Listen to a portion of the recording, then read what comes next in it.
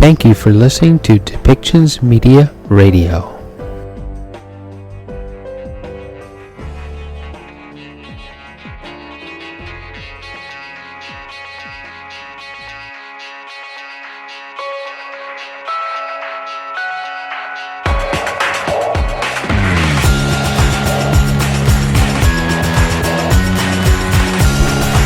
Welcome to Policy and Rights, the show about government policy and human rights.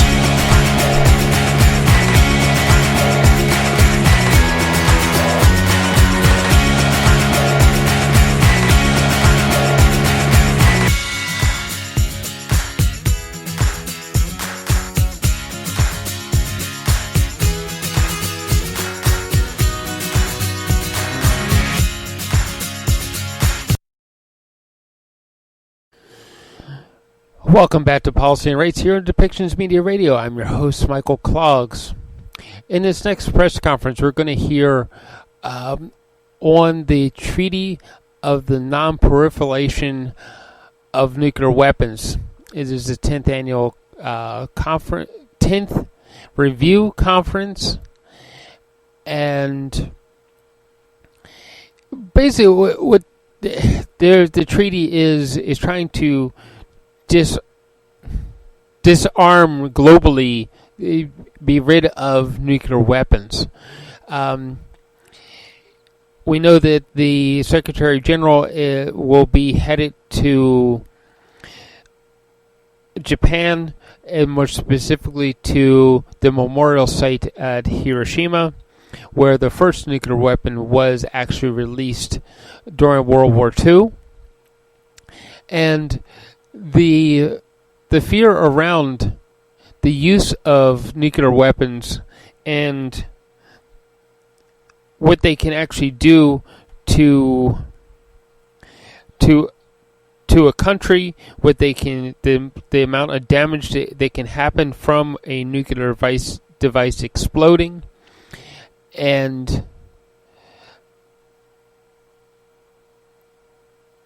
why we should refrain from using nuclear weapons, and why we should slow down the production and halt those who don't have them from achieving them, and ensure that those who do have them dismantle them and don't build more of them.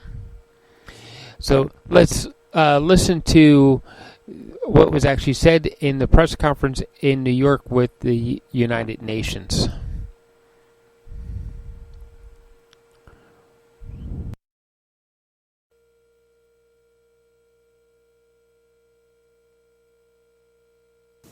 All right. Good afternoon, everyone. It's very good to see you all. My name is Suzanne Oosterwijk. I'm with the United Nations Office for Disarmament Affairs. And warm welcome to everyone here in the room and for those of you who might be joining online for this press briefing with Ambassador Gustavo Slauvinen of Argentina, who is the president of the 10th Review Conference of the parties to the Treaty on the Non-Proliferation of Nuclear Weapons, a landmark international treaty that is often referred to as the cornerstone of the global nuclear disarmament and non-proliferation regime. And today marks the opening of the 10th NPT Review Conference, bringing the treaty states parties here at the UN in New York until the 26th of August to review the treaty's provisions. I'm very honored to give the floor to the president of the conference, Ambassador Slauvinen, who will make a few remarks to set out his expectations for the review conference, and who will then be happy to take your questions. I would like to ask, should you have a question, to please state your name and your affiliation. Thank you very much, Ambassador Slauvinen. Over to you.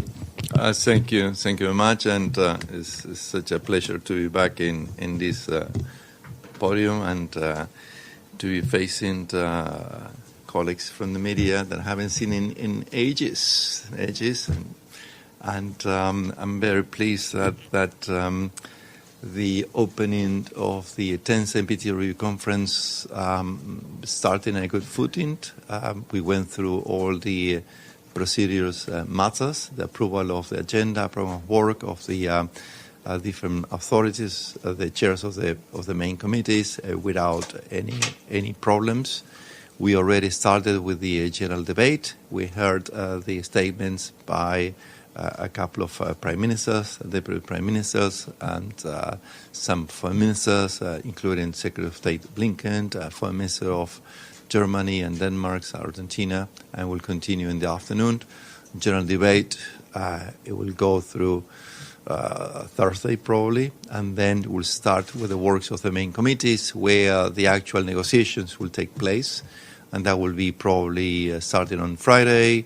Second week, third week will be basically at the level of the main committees and subsidiary bodies, and then the end game, the actual end game of the conference where the actual negotiations and give and take will take place will be the fourth week. It will be back into plenary, and let's see what the results are. I know that the expectations are mixed. Obviously, the international security environment has changed dramatically since February this year, but even before the invasion of Ukraine, the challenges that the reconference faced were very complex and difficult. We have important issues that they are pre-existent to the war in Ukraine and probably will continue to be important after the war ends, and I hope they will end as soon as possible. So, added complexity, added difficulty, but the importance of the issues don't go away. On the contrary, I believe that the threat of use of nuclear weapons in the context of the war in Ukraine have waken us up all, in the sense that the nuclear weapons didn't go away, didn't fade away with the end of the Cold War. They are still there. They're still presenting a clear danger to all humanity. And I believe that the reconference and state parties should take this opportunity to discuss what better can be done, in particular by the nuclear weapon states, to reinvigorate the nuclear disarmament agenda, while obviously paying due attention to the non-proliferation concerns, in particular in the North and the Korean Peninsula. DPRK is obviously a matter of extremely complexity and seriousness, but also the Middle East and the establishment of nuclear weapons-free zones in the Middle East is going to be again an issue that delegations will be paying a lot of attention. I can go through the list of probably the most important issues, but I think it will be better for me to listen to you and take a couple of questions. Thank you. Thank you very much, Ambassador Slauvinen. The floor is open. Welcome. It's good to see you after all these years. Welcome on behalf of the UN Correspondents Association. My name is Evelyn Leopold, Globetrotter Media. And my question is, there is a shadow of Ukraine hanging over this conference. Is there any specific worry about the Ukrainian nuclear reactors that seem to have been attacked, or I don't know if they're still in danger? Thank you, Evelyn. I think the IAEA might have said something. Yeah, your old haunting grounds. Yes, thank you, Evelyn. So good to see you. And indeed, the war in Ukraine, it's affecting, I would say, the three pillars of the NPT. As I say before, the threat of use of nuclear weapons goes against pillar one, which is nuclear disarmament, and in particular the negative security assurances that I would say the great majority of non-nuclear weapon states are demanding from the nuclear weapon states.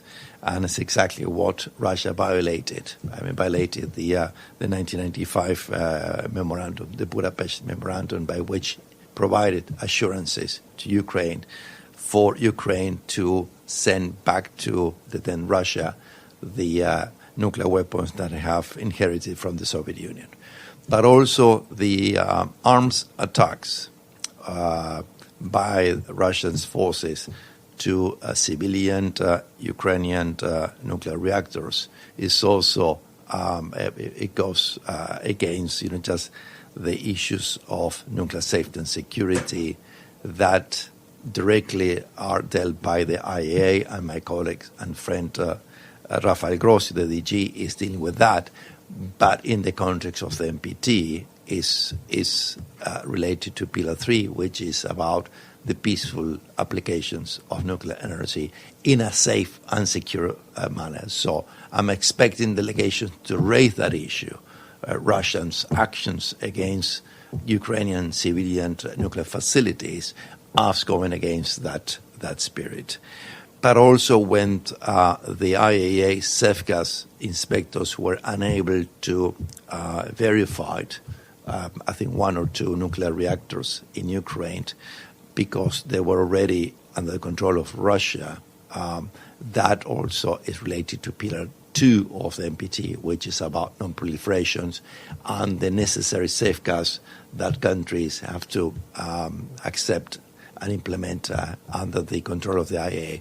So you can see that there are minimum three actions that Russia have directly or indirectly taken in Ukraine that have a direct link to the NPT, and I'm expecting delegations to raise those issues. And always I say that as much as we have to show concern for those actions and probably state that they're unacceptable, I believe that also state parties will serve a better purpose if they were to take some lessons learned, because I'm afraid that this is not the first time, it's not going to be the last time that these actions may happen against civilian nuclear facilities in the world. I hope not, but chances are that we may have similar situations down the road, and I will say that let's get some lessons learned and how the international community can face those challenges in the future.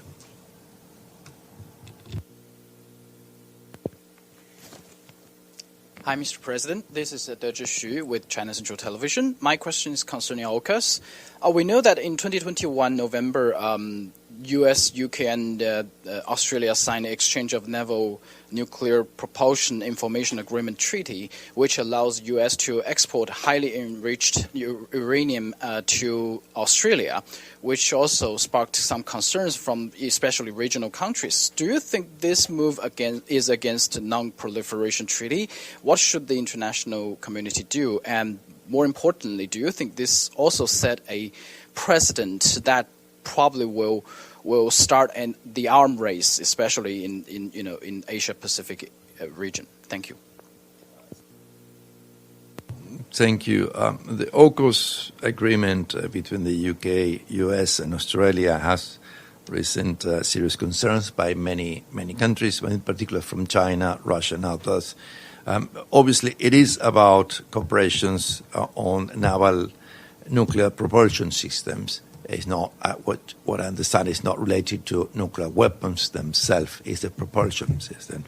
But in my bilaterals with China has arisen the issue that China sees these agreements as in violations of the spirit of the NPT. Other countries have different views. US, UK, and Australia think that it's not in violation of the spirit. And therefore they're working with the IAEA regarding safeguards on how to place on the safeguards that enrich uranium that have to be used for the propulsions. It's not up to me as a president of the review conference to decide whether it's in violations of the spirit, the letter, or not of the treaty. It's up to state parties. What I'm expecting this issue to be discussed is going to be a hot topic to be discussed, and obviously what or how the state parties will handle the situation will set the tone for future possible similar scenarios by other countries. It's a different concept, but there is one state party to the NPT which is already working on naval nuclear propulsions. And I'm saying that the discussion could serve. Yeah. May I have a follow-up? Do you consider this a loophole? Because in the text of Non-Proliferation Treaty, there's mentioning about the explosive device, nuclear explosive device, and they also talk about civilian-used nuclear device.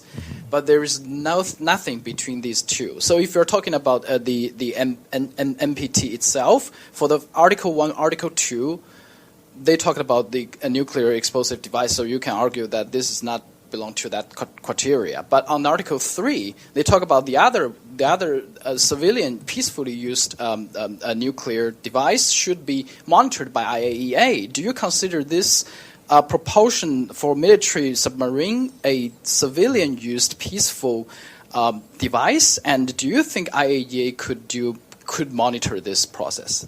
Thank you.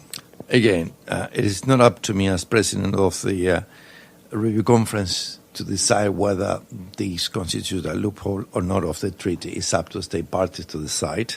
At the end of the day, it's a legal interpretation, and legal interpretations are given by state parties themselves. Probably they have to look into the negotiations leading to the adoption of the treaty itself back in 1967, or whether they have discussed about this issue or not, and then have their own mind on these issues. From the technical point of view, it's up to the IAEA to determine how that enriched uranium to be used for the propulsion system of the submarines could be under safeguards or exempted from safeguards. This is what I understand, that have to be exempted from the safeguards. So again, it's not up to me to just get into those technical details. I understand that the IAEA is already engaging with, or the other way around, I understand that the three countries, Australia, UK, US, are already engaging with the IAEA on the technical aspects of these agreements. But also, in my own bilaterals with Australia, UK, and US, they have insisted that this agreement is still in the process of the technical, political, legal assessments by the three countries, in the sense that it's not a done deal, that I think that they have taken up 12 to 18 months to decide whether it's feasible or not. And if it's feasible for them and they will go ahead, then of course all the legal aspects, technical aspects, it will have to be taken into account. Thank you for doing this. My name is Gakushi Fujiwara from the Asahi Shimbun Japanese newspaper. And so what would you define the success of this review conference? What makes this review conference successful, and what should be included in the final document? Thank you. I think, like many words, success have many definitions, and probably will have as many definitions as state parties. But I wouldn't define success only by the metric of whether the review conference will manage or not to adopt by consensus one single document. There's no template for the outcome of the review conference. The treaty doesn't call for any documents for the review conferences. If you look into the history of the review conferences, you will see that a couple of review conferences did manage to get by consensus one single document, but most of them failed to do so. Some of them, they managed to get like a 2-3 separate documents, like in 1995. The 2015 didn't success in getting consensus for the review part of the document, but did master consensus for the forward-looking approach, and this is the so-called action plan of 2010. Sorry, if I say 2015, my mistake. 2015, it was no document. 2010 is the action plan. So you can see that there are different possible approaches, and we'll see. I will see at the end of the conference whether we can master consensus on one single document. My intention as president of the conference is to push the state parties to do their best to try to negotiate one single document by consensus in which you will have everything. And both the review part, meaning the implementation of the treaty, how good or not state parties are implementing the treaty's obligations under each of the three pillars, but also the forward-looking part saying that, okay, and from now on, what better can the state parties do?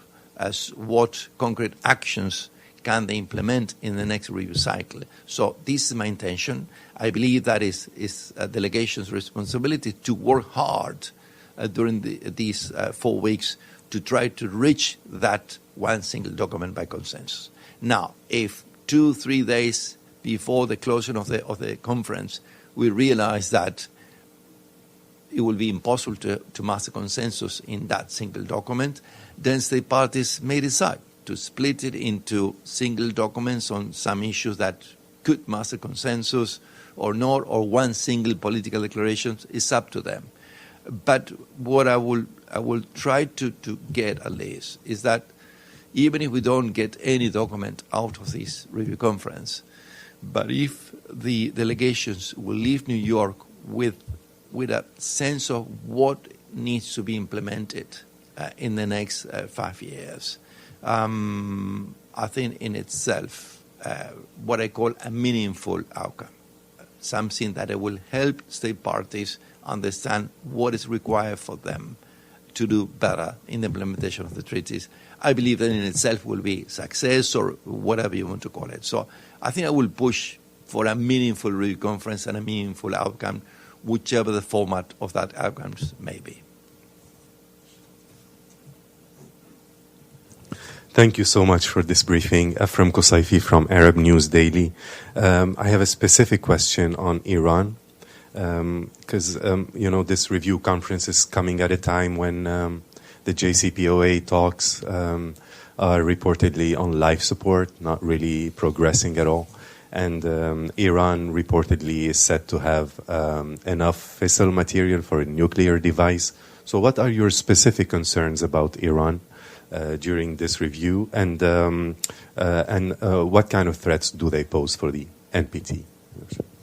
Thank you. The JCPOA, I think just it was concluded in 2015, right after the last review conference, so therefore was not discussed at that conference. Obviously, since then, many things have happened. The JCPOA, then the abolition of the JCPOA, or at least the U.S. Leaving the JCPOA, then restart of negotiations, and now the impasse where we are. At the end of the day, it's up to those state parties to make decisions on whether a revitalized JCPOA will be possible or not. The impacts on the review conference will be into force in the sense that I believe that the U.S. and other state parties are going to raise the issue under concerns regarding Iran's nuclear program, because they have their own views about that nuclear programs. And obviously they will bring some references to what the IAEA and DG Grossi have stated in his latest reports regarding some inconsistencies and some issues regarding past activities of Iran's nuclear programs that, cast a shadow on the program, or, just open questions about whether that program is truly for peaceful purpose or not. And obviously those delegations at the conference are going to bring up that issue. I am expecting Iran to defend its programs, to present it as peaceful as they say it is. And then the question will be, how much the U.S. and others will push for this issue to be included or not in any outcome document. I believe that the more progress we may have in the talks in Vienna regarding the JCPOA, probably the lesser the level of the discussions in the review conference, and on the reverse side, if there is no progress on those talks, probably will be more the debate here. But the second element that I would say will influence the talks or the lack of progress of talks regarding the JCPOA is regarding the 1995 resolution of the Review Conference on the establishment of a nuclear weapons-free zone in the Middle East. You know that coming from that zone, that is very important to all countries in the region, at least to most of them, and others, that the Review Conference take up on the issue and see how progress or lack of progress have been achieved, and then how to move forward that resolutions. I understand that the UN-sponsored conference on the establishment of a zone free of weapons of mass destruction, including nuclear weapons in the Middle East, that started in 2020 and then I think just in 2021, and it will continue later this year. It's been seen by many state parties as a new development, as a positive development towards the implementation of the 1995 resolution. So I believe that element is going also to play a role in the discussions when we touch upon Iran's nuclear programs. I think both things are linked and they're going to be discussed. How it's going to be handled, how it's going to be resolved, what is going to be the Review Conference saying on that, this is something I cannot predict, and we have to wait until probably last week. Toshi Naba from Kyoto News. Thank you for the opportunity to present. Let me ask you on Hiroshima action plans proposed by Japanese Prime Minister Kishida. It seems, calling for the enhancement of transparency and the the reduction of the global nuclear stockpile, but it seems overlapping with the past agreements, promises made at the NPT review conferences. How would you evaluate the action plan, this Hiroshima action plan, how substantial it is? Thank you. I listened to Prime Minister Kishida's statement very closely, and I believe that he brought to the table very interesting proposals, including the Hiroshima plan. I wouldn't say that it overlaps. I would say it overlaps, or maybe builds up upon the action plan, because I think just circumstances have changed, and positions by the parties have also evolved since the 2010 action plan. And we have to look into these very difficult issues with a fresh look. And I think this is what the Prime Minister was trying to do it. But also because many other state parties, like those members to the Stockholm Initiative or members to the NPDI, they also have been working on different approaches on how to make progress on nuclear disarmament in particular, because of the stalemate on the negotiations, in particular between Russia and the US. But also there is no dialogue between the US and China on strategic nuclear risk reductions and reducing nuclear arsenals. So I think the Prime Minister and Japan are trying to bring to the table a fresh look into this problematic.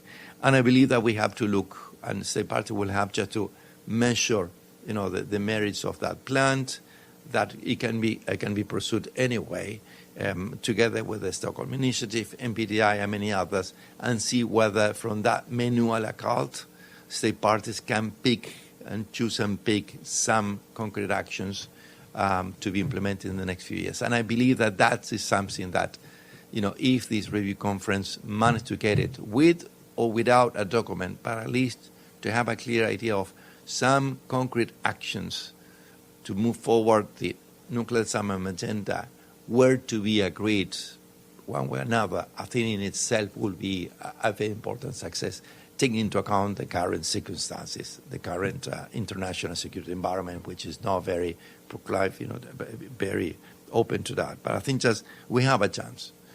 The same way that the war in Ukraine is casting a shadow and is increasing the challenges to the review conference, I believe also it gives opportunities. I think that state parties are really aware of the danger of nuclear weapons, and I think that may push the party to say, okay, we have to shake the tree, we have to do something different, because I believe that the credibility and the debatability of of the treaty may be at stake. And I think that is, in my introductory remarks this morning, I called for a historical responsibility of state parties to look into their obligations under the treaty and see how we can improve those obligations. I think we are at a critical juncture in the history of the treaty. We have faced other challenges in the past, in these 52 years, and we managed to handle them. But I believe that we are at a critical juncture in the history of the treaty, and I think just state parties should look into these issues, very seriously. Are there any other questions?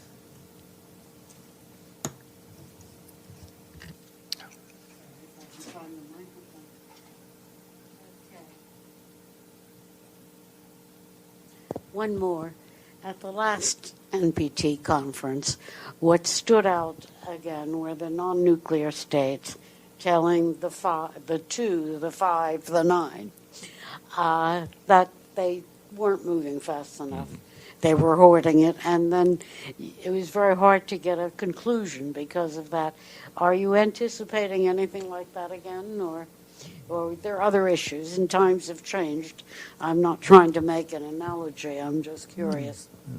No, thank you, Evelyn. It is true. But I believe that the frustration by the great majority of state parties to the NPT is growing. It's growing fast. And I would say it's even more than in 2015.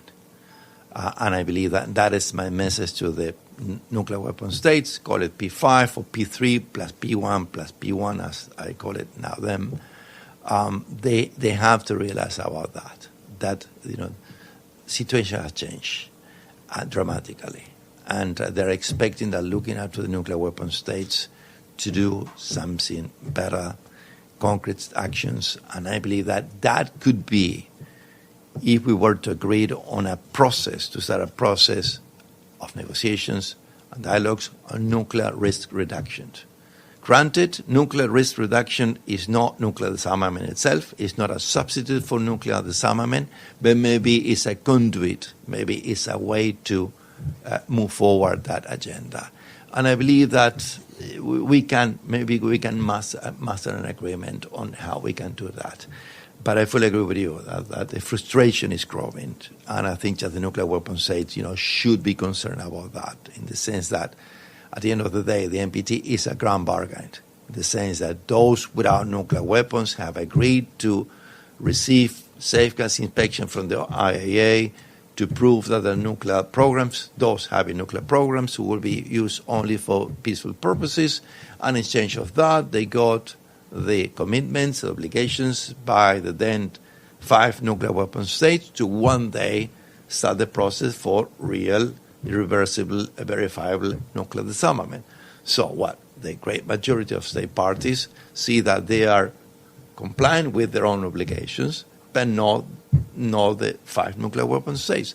So they start to wonder whether that grand bargain, it is a bargain or not, and what they're going to do with that. So I'm not saying that we are at the point of breaking down the regime, but I'm saying that the discussion has already started. And I believe that nuclear weapon states have to take this challenge very seriously. And also, it's not like, nuclear weapon states and NAM, because you have many from the WEOC, like Ireland, Austria, New Zealand, others, also pointing to the nuclear weapon states, saying that, and we heard this morning, just the Minister for Disarmament Affairs of New Zealand pointed to that, the frustration, about the lack of progress on nuclear disarmament by the nuclear weapon states. So it's not only that the traditional, WEOC against NAM, but it's broader than that.